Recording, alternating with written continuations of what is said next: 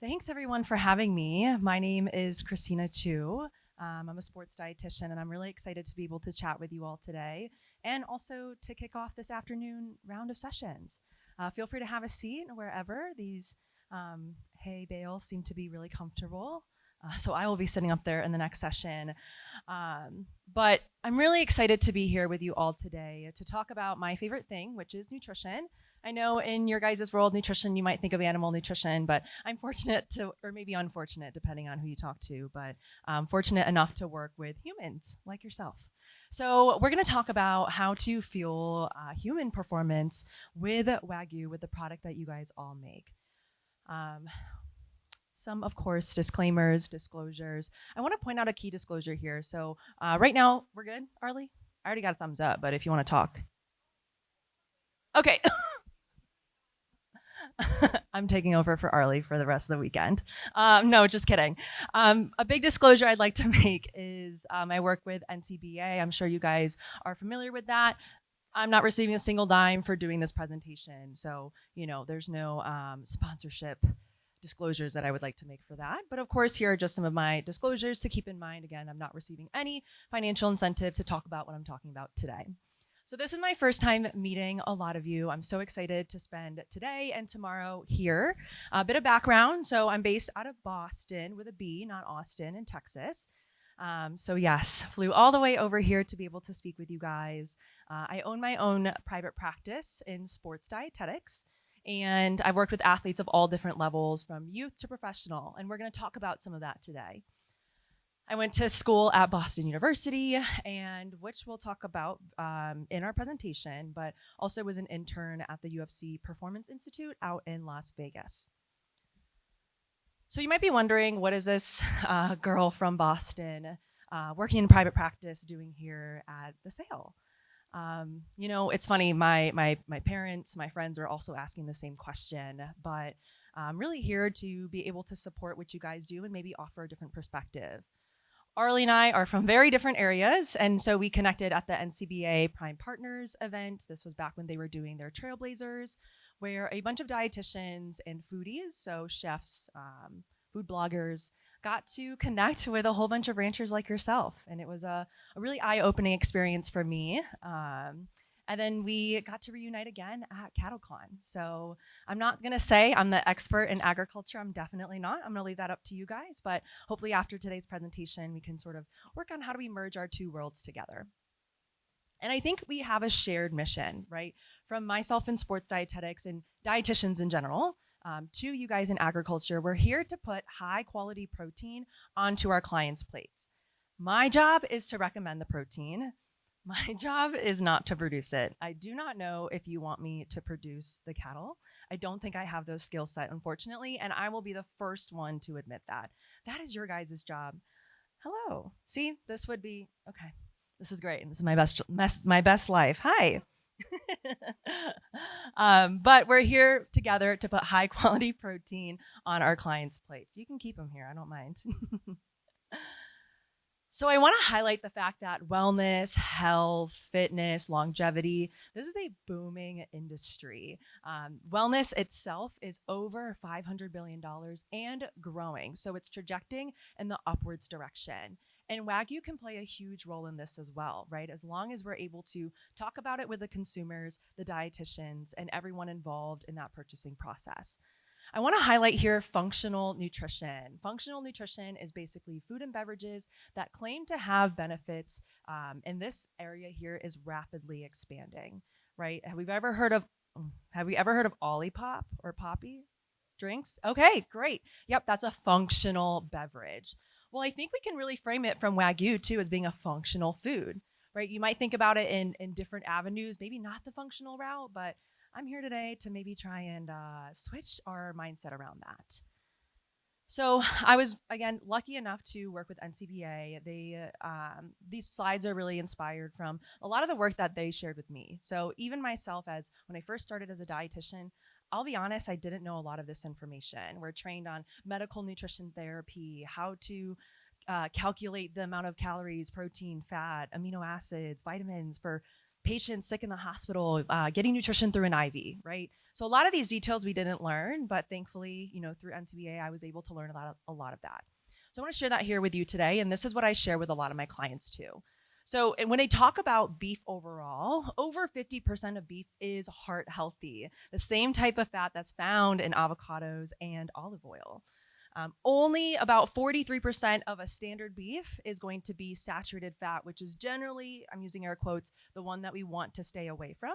However, from a Wagyu standpoint, Wagyu has even lower amounts of saturated fat and higher amounts of monounsaturated, which is the heart healthy one.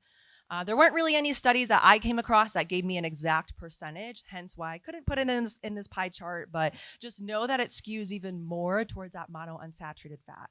And these are the types of fat that I'm recommending to clients as a dietitian. They're all different types of food sources. And whenever I tell my clients that, beef in general isn't 100% saturated fat, that is new information to them because that's not what they're used to being told and what they're used to listening to. So part of my job is to give that education, and that's something that I always like to highlight when it comes to beef consumption. In addition, research supports daily beef consumption. So 2-3 ounce portions generally have no effect on cardiovascular heart disease risk factors, which is like the big perceived negative, right? You hear a lot, don't eat red meat, it's bad for your heart. But in fact, 2-3 ounce portions per day, no effect on your cardiovascular disease risk factors. And then specifically, I work in sports, so I work with a lot of athletes. And we talk about how beef is just more than protein. We think about food often in buckets, the carbs, the protein, the vegetables, right? But when we think about beef can also be part of a multivitamin. You've got iron, which is really crucial for athletes, especially endurance athletes. So if we think about our marathoners, our ultra marathoners, because their feet is constantly hitting the pavement, hitting the road, that increases their iron needs. Information you might not need to know, but of course, stuff that I want to share with you. So those athletes have higher iron needs. In addition, female athletes also have higher iron needs. So if we have a female endurance athlete, we're definitely going to need to make sure that they get iron in their diet. Of course, you can always lean on a supplement, but I would rather my clients get it through their food first. So this is when that aha moment clicks when I say, hey, let's try and incorporate more beef in your diet. And then we go down that whole path. Oh, isn't beef bad for you? And then we start to talk about the whole process, right? So beef is more than just protein. Zinc is another big one. Nowadays, I feel like everyone is talking about their immune health and immune support, and zinc plays a huge role in that. And zinc is prevalently found in our beef, right? And so when we think about not just these, but all of these other food sources, beef really plays a huge role besides just protein. And I think that that's something you can share with your clients as well. From a public health perspective, we're noticing a rise in iron deficiency anemia. So essentially this happens for a multitude of different reasons. We could have GI issues, genetics, of course, or dietary patterns, right? With a rise of our changes in our meat consumption patterns, we also kind of see a rise in iron deficiency anemia. And again, just changing the narrative to beef, Wagyu, this isn't bad. This is actually a really great thing for your diet.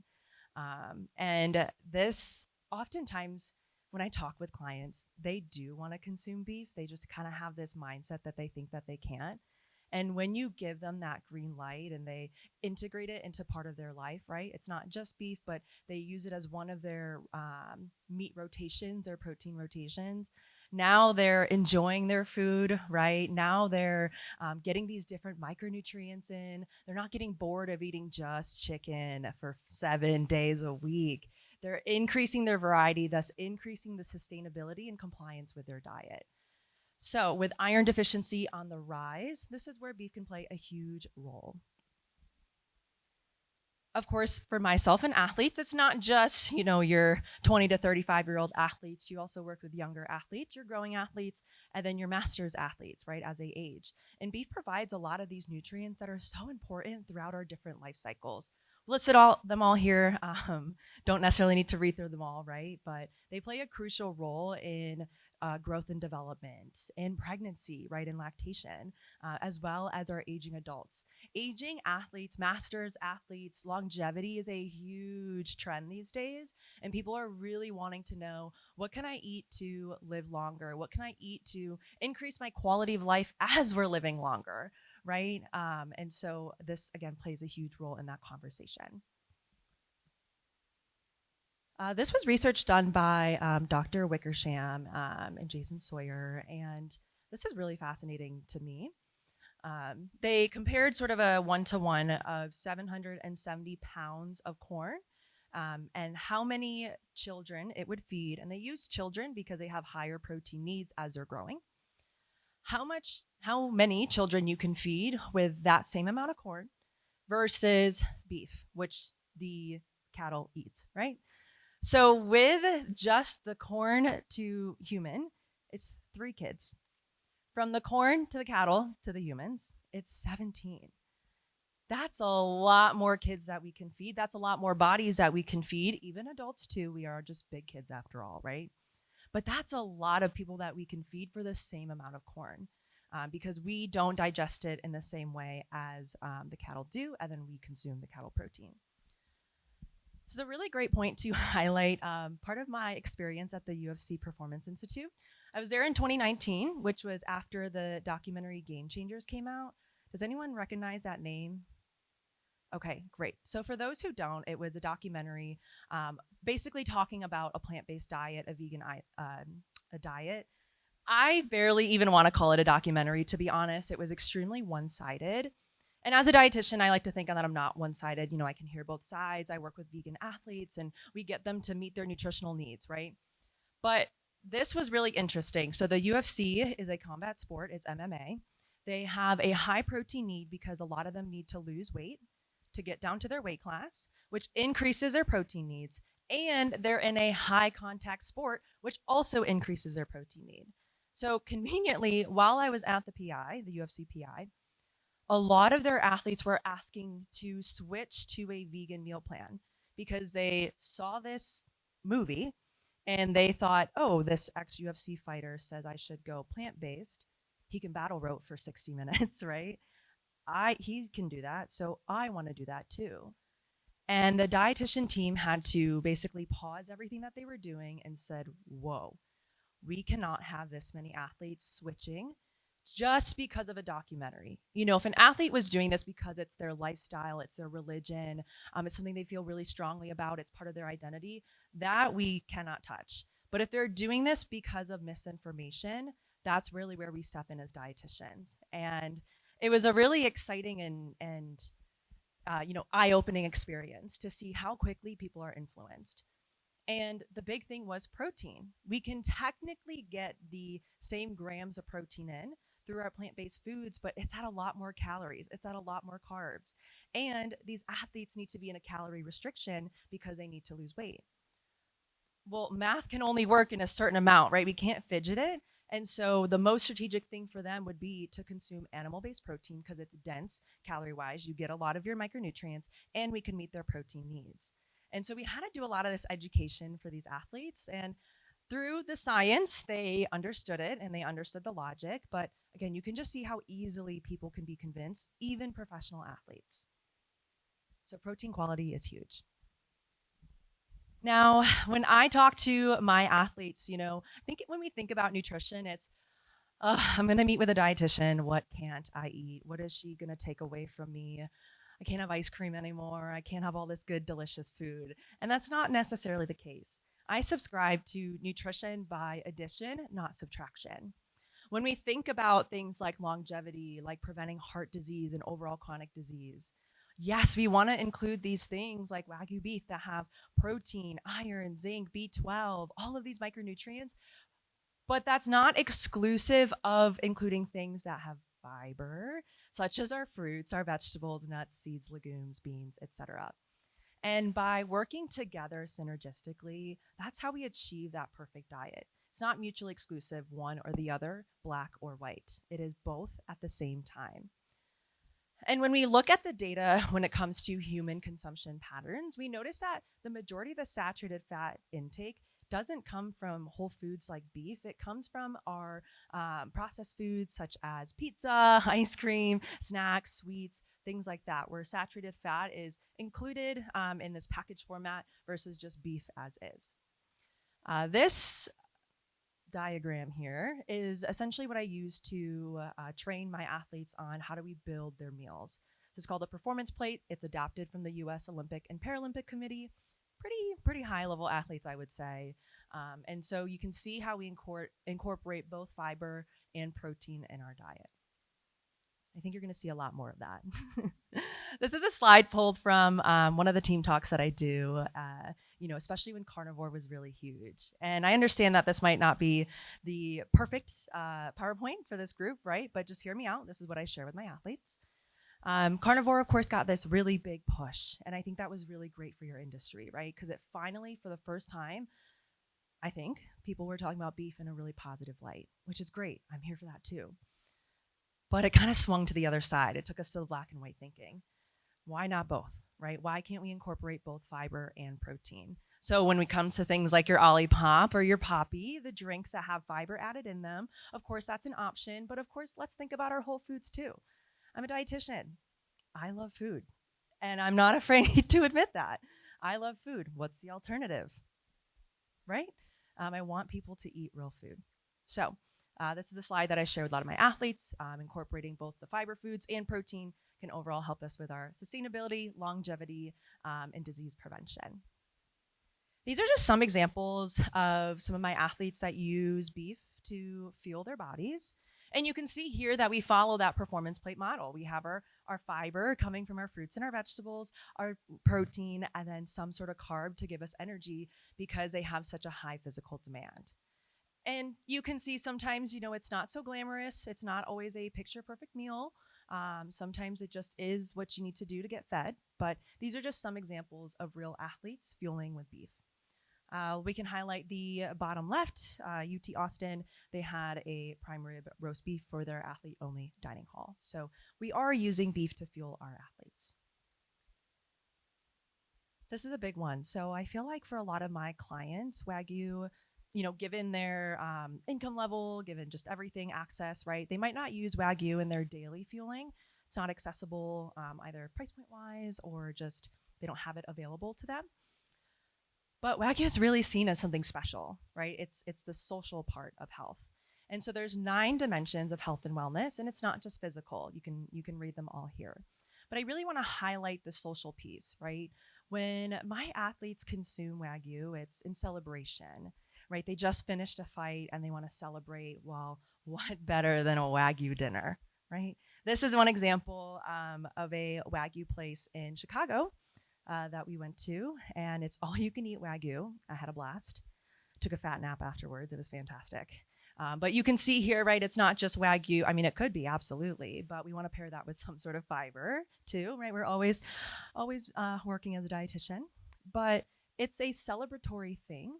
And what I love about Wagyu is you can celebrate with food, right? And then you have all your friends, family, and loved ones together. And it's not just that, but it still has protein, B12, zinc, iron. It still has all of these things, and it doesn't go away just because it's Wagyu. It doesn't go away just because you're celebrating. You're still nourishing and fueling your body and celebrating at the same time. So you're really pouring into 2 of those dimensions of wellness. So when I talk about it with my athletes, and they're like, oh, I'm nervous to eat this, right? This food is bad for me because I just think in black and white. And I always like to reframe, it's not that black and white thinking, but look at all of the other things that this provides for you.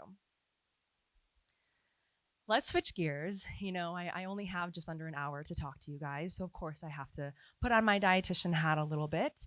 I think it's so important for you guys to fuel too, right? After having conversations with ranchers at CattleCon, even ranchers online, ranchers who are part of the Trailblazers, you put so much work into everyone else but yourself. And so let me be the one person to ask you to put a little bit of self-love internally as well. Let's think about our nutrition by addition, right? Thinking about fiber. We can have our Wagyu that we have on our plate, but can we add some sort of produce to that so that way we get fiber in? It'll keep you full. It'll help you with your digestive, any sort of digestive issues, your heart health, long-term metabolic health as well too. Hydration is a big one. I get hot really easily, so I understand this too. But especially when you're outside all day, hydration is key. So the recommendation that I give to my athletes is half of your body weight in ounces. You can do that mental math, I hope, but take your weight divided by 2, and that's how many fluid ounces you should be consuming. And generally speaking, we want to minimize the things that are going to be not necessarily the most conducive to our health. Unfortunately, alcohol and nicotine are top dogs on that list. Nicotine is a vasoconstrictor. Essentially, it limits blood flow, and that in turn can cause long-term health issues. It is what it is. It's the facts. And we want to prioritize a consistent sleep-wake cycle. I feel like you guys are really good at this, having consistency in your routine. Our whole foods, as I've just hammered down immensely. And then having that social balance, right? It's okay to have some fun, and that's part of everyone's diet. That's part of a professional athlete's diet too. But we have to have that balance, right? This was actually consulting with another rancher. They were like, "You gotta talk about this." I said, "Okay, sounds good." Gas station snacks, what to pick up at the gas station in case you're running to and from places and you want to make sure that you have a healthy snack. Again, just some options, not the extensive list, but really, again, prioritizing protein and fiber and convenience. You'll see one of my favorites up there, your Red Bull. Your Red Bull's great. They are third-party tested, and they have a little bit less caffeine than your standard energy drink. So that way we still get a little bit of our stimulant, but not necessarily excessive where it compromises our sleep. And then this was, again, another requested topic, but what kind of meals can we make that are simple, easy, minimal dishes, right? When you still need to fuel your body because you're doing hard work, but not necessarily spend all day in the kitchen. Even for myself as a dietitian, I do not like to spend all day in the kitchen too, right? So we use some of these convenient food options to help us fuel our bodies. And I really want to highlight the veggie chopper. If you guys have never seen or used a veggie chopper, it's incredible. Basically, you can chop up little vegetables. All you have to do is just slam that contraption down. It's kind of fun. If you have kids, I think they would love it too. But that's a time saver and a great way to get your produce in. And these were just some examples of meals from a fellow producer. I'm lucky enough that they were willing to let me share it with you all. And this particular rancher, we've had conversations, and even just from our quick little touch points, he lost about 20 pounds over 6 months, fueling his body appropriately, getting enough protein, getting the fiber in, getting adequate carbs for his workload. He obviously works as a producer and works out at night too, or in the morning. And a lot of these foods are not necessarily time consuming and, made from scratch. We've got canned foods on here. We've got frozen produce on here. It doesn't have to be everything from scratch given our time constraint, but we can rely on things like canned, frozen, even just things that we can pick up at the supermarket that are already cooked to help us fuel our body. So it doesn't have to look perfect. Your life is already hard enough. So we do the best that we can. And from my perspective, right, again, I only have about an hour with you guys. I think oftentimes there is like a divide, from the ag and then the dietitian or the medical side of things. And what I've learned over the past several years, thanks to ranchers like Arlie, is we're kind of sharing the same story. We just don't know it. We live in completely, quite literal, opposite sides of the country. And we want to tell your story too. Now more than ever, people really want to know where their food comes from. And as dietitians, we like talking to people. I feel like what I hear from producers, you're like, I'm in this because I don't like talking to people. So help us spread your story, right? We get so excited to hear the little details, right? The passion that you have about the industry. We have that same passion with the same product as well, just sort of in a different lens. And so the more opportunity there is for collaboration, I think the more that we can work together to, again, have our shared mission of putting a high quality protein on our clients' plates. I really want to highlight here the power of social media. Big shout out to all the young, Gen Z professionals. I think they are the future for sure. And social media really opens up the world, right? And especially for social content, it helps people like us who do not live in your world see what you do and tell that story, right? There are just some examples of some great accounts that do that. But I'll watch, for example, Anna had a reel that she posted about like the corn that she has on her ranch, and I was like locked in for 2 minutes, knowing that I will probably never have to use this information, but I'm like, this is really cool stuff. So the things that you do that might seem really mundane or the day to day is like really exciting. The first time Arlie was there, the first time that I saw a cow was like a life changing experience a couple of years ago. And a bunch of us and dietitian friend, like you'll see it, they'll immediately grab their phones and run over. But I'm sure for you guys, that's like day to day stuff, right? So all of these things that are so, I think, cool and exciting to maybe your consumers that maybe aren't for you is what we want to see and what your consumers want to see again to help you tell that story. I'm always here for this to help out with this, but again, we want to help tell your story too. As dietitians, we're the ones talking to the clients about what to recommend, what foods to eat. For the most part, they'll follow it, but of course, there's some challenges there too. But if you have any, if you are interested in even doing a mini tour or such, I can connect you with the right dietitians in your area to again help you tell your story. We're nice, I promise. We don't bite. Yeah, this photo here on the left was from one of the NCBA events. It was 20 or 30 dietitians that all got together, and we're really excited to learn about beef. We're here to, we have a lot more in common than I think we think. So again, our shared mission, having high quality protein on our clients' plates. I think we can all agree on this. We attack it from different angles. I couldn't do it without you, and I'm sure you can do it without me too. But I hope that we can work in a collaborative manner to fuel our athletes and our clients. So thank you guys for welcoming me into your space. I can't wait to learn a bunch, be immersed in this environment. We can move over to questions that you guys may have.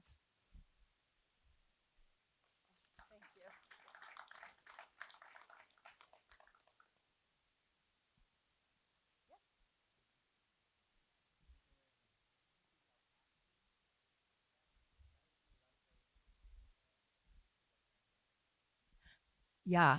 So the question was about fasting, more so intermittent fasting. So fasting has a bunch of different definitions. I think the intermittent fasting, that everyone kind of can subscribe to is 16 hours of not eating and 8 hours of eating. We also have fasting for religious purposes, right? And that could be, a whole day. But let's just talk about the 16 to 8 ratio. So what's really cool is that the research shows for intermittent fasting and calorie restriction and weight loss that it can actually be really effective because it limits the window in which most people probably eat outside of 8 hours. And in doing so, they reduce the amount of calories that they're consuming and then they see weight loss. Great, like mission accomplished. However, nutrition is nuanced and it's complex. When I work with my athletes, I actually don't recommend intermittent fasting because a lot of my athletes have really high calorie needs, upwards of even like 6,000 calories that they need to eat in a day. If we're limiting the time, each feeding has to have even more energy, even more calories. Athletes will often complain of gut issues. It's too much food. Exercise also moves blood away from the gut and makes it harder to digest food. There's a lot of, we don't need to go into the details, but essentially it makes it harder for them to meet their energy needs. And in doing so, we need to increase the timing of their meals. Most athletes aren't really managing, lifestyle weight loss. They're more so performance focused. They have a goal, the Olympics or a fight or that they have to accomplish. So it's a little bit different priorities. But when it comes to general lifestyle and wellness, specifically in the setting of weight loss, it can actually be pretty effective. So the answer for a lot of nutrition questions is it depends, but hopefully that can give you some context. Yeah, great question. Yes.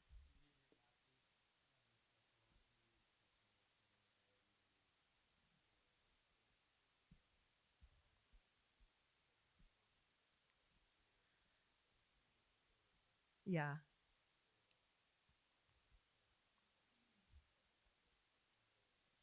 Yeah. So when it comes to things like diabetes, celiac, I have not actually worked with that many athletes that have those medical conditions. Um, there's only one that I can really think of that was pre-diabetic, and we actually used the CGM, which is a continuous glucose monitor. You might see those patches on the back of people's arms, and they were using that. They were using Wegovy before it became a weight loss drug, and that helped them immensely, with their blood sugar regulation. There certainly are challenges, of course, right? Someone with celiac cannot have gluten. It's not a choice. It's an immune response. So we have to make sure that they're educated on what foods could contain gluten. For example, I don't think a lot of people know this, but like soy sauce has gluten in it, right? So they have to switch to coconut aminos. Little things like that. When you go to a sushi restaurant, you got to ask for coconut aminos. Um, so it's more so education. Having celiac doesn't really change their, on the back end, their nutritional needs. Having diabetes might, because we don't want them to run too high or too low. Oftentimes for a lot of diabetic athletes, they might go too low while they're competing. So we got to make sure that we have our quick, easy to digest carbs, gels, goos, gummy bears, pretzels, honey, just straight honey, to make sure that they don't dip too low, because too low or too high can be dangerous. But then, of course, lifestyle stuff. I don't know. There's just like a lot of considerations. Hydration is another big one for diabetes, but I could talk all day about that. Yeah. Go ahead.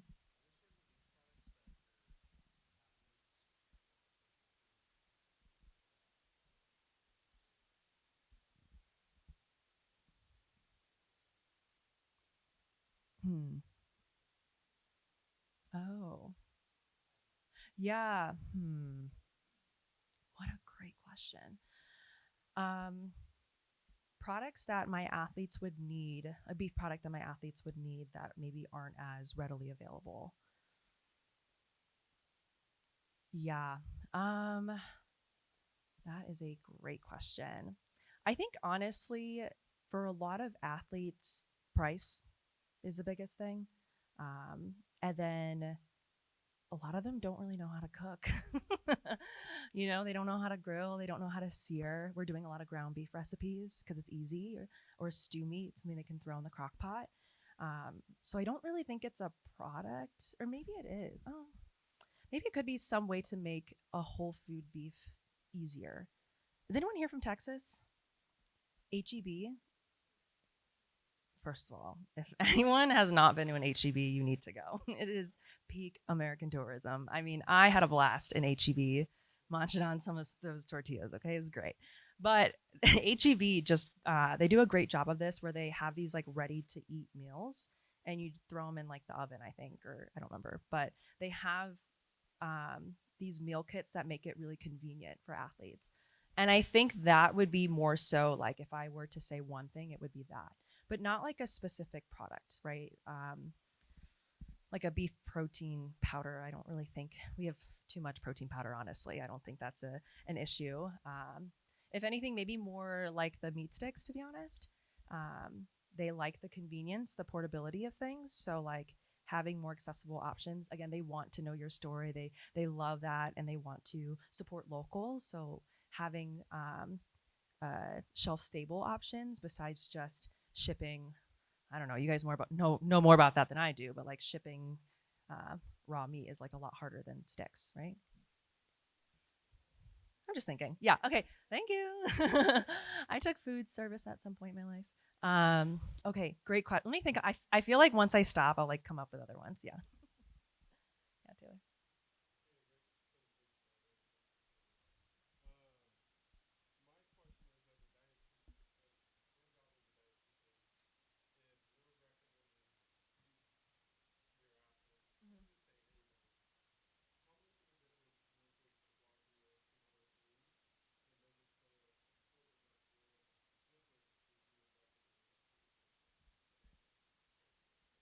Yeah. To be honest, from my experience, from the average consumer athlete client, in their head is it's just beef, and then they're like, "Oh, Wagyu's a nice one," and that's literally it. F1, I was like, "Great, the car's awesome!" Like, I'm learning so much, you guys. But really putting myself on the spot here. But Yeah, I think the average consumer really doesn't know the difference. When I explain it to them, I explained it just as I would to you, right? Wagyu, typically, they're not stocking their freezers with that. They're going out to a nice dinner and they're having Wagyu to celebrate. Just know that it is providing those other benefits for you, and like the social element is key. So I think, you know, honestly, a lot of my recommendation falls on like, well, what would you buy normally as a client? I'm meeting them where they're at versus me telling them what to do. No one likes to be told what to do. That reminds us of our parents, right? So,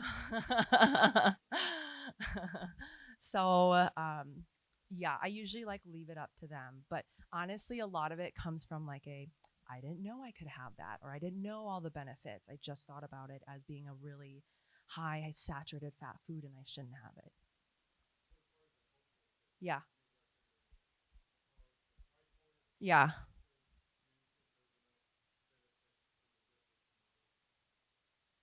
I don't know because again, I mean, I hope there's some. Yeah, I think if there's like a researcher article that can come out to like exactly quantify how much monounsaturated fat that it has compared to, let's say, an Angus or another breed, um, that would be really helpful because I think if you probably survey the average person, which one would you rather consume, a Wagyu or a regular beef, they'd probably be like, heck yeah, Wagyu all day, from the flavor and the marble and blah blah blah other things, right? So like, yes, I don't know if we're there yet on like the research side of things, but science is ever evolving, so I'm excited to see what's to come of that. Question? Sure.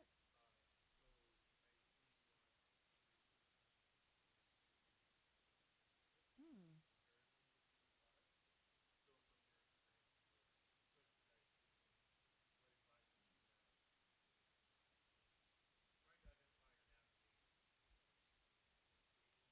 Sure. Yeah. So from like the producer side, can you give examples of maybe what you've seen other people say?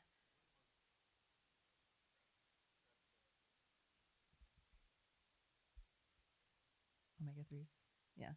Yeah. Yeah. So from the producer claims of maybe overzealous claims regarding nutrition and the product that they're selling. I think that one's really tough. Whenever I recommend to clients get more omega 3s, my first recommendation is not grass fed beef because the difference between a grass fed versus a grain fed compared to an actual, like, let's be real, an actual source of omega 3, such as fish, even your nuts and your seeds, is astronomically different. So it's like majoring in the minors. Like, technically, in a court of law, you're getting omega 3s from your grass fed beef, but not a lot.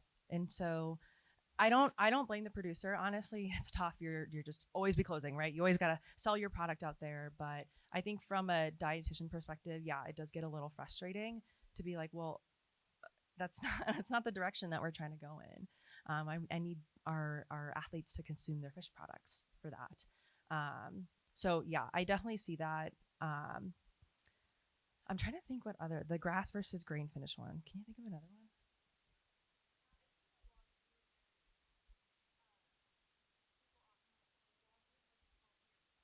Mm, yeah. So like, because there's higher marbling, we're presuming of the mono unsaturated fat, which is great. And that's where it's tough as a producer because you can't be like, well, also eat your vegetables, right? Because you're not a dietitian, you can't make those recommendations. But like from my perspective, that's what I would say. Um, I grew up in like the 2000s, 2010, and there was the old El Paso commercial that was like, ¿por qué no los dos? Like, why not both of soft versus crunchy talk? Anyways, it's irrelevant, but why not both, right? Why not both? Why can't we have our high quality protein that also tastes really good because of all of that marbling and our fiber sources, which is, I don't want to say balance because that's not really the right word, but they both work synergistically to get our protein, but then also to get our fiber and other nutrients that plants provide for us. So, as a dietitian, it's really difficult because I'm not going to be either extreme. It just doesn't make sense. It's not right. But I think we really do need both. In the messaging, I don't know. Maybe you would be able to talk on that, but just know from my end, I would recommend both, basically. These are all good questions.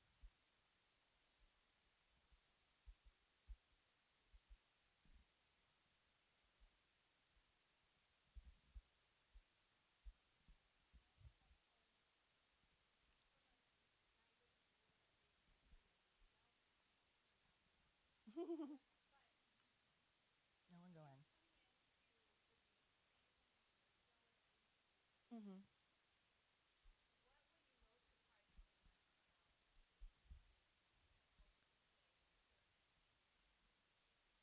So much. um, should I say the big one? The funny one? No. Okay. Um, I think the biggest thing, honestly, there's a couple. How much science goes into it? I will shamelessly say I think I grew up not even closely remote to agriculture.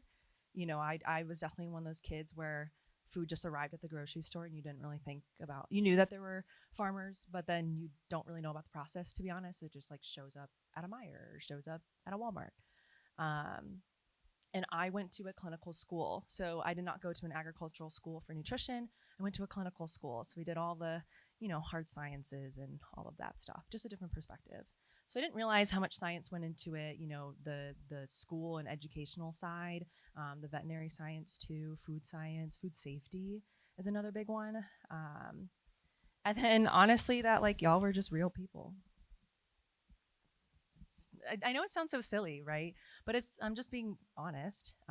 They're real people. This is your job. This is your passion. This is not, just I don't know, Ronald McDonald out there like, like raising cattle. Like these are real humans. We live completely different lives, right? In what other world would I fly? We don't need to talk about the travel schedule, but like, I think again, there's so many differences, but there are so many similarities.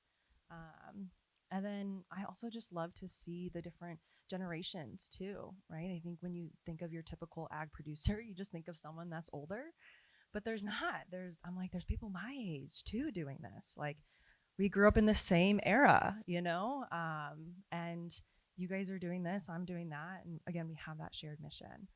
Um, there's just so much, honestly, even just like the organic conversations. Seeing not only the good but also the bad and really sad parts of agriculture too. That year at CattleCon, they were talking about like mental health and just how isolating it can be, and making sure to take care of yourself. Because again, I can't do your job. Like, please don't make me do it. I cannot do this job. And so, yeah, I think there's just a lot to learn from there. And again, I'm forever grateful for that experience. Do you want to talk about the yeah.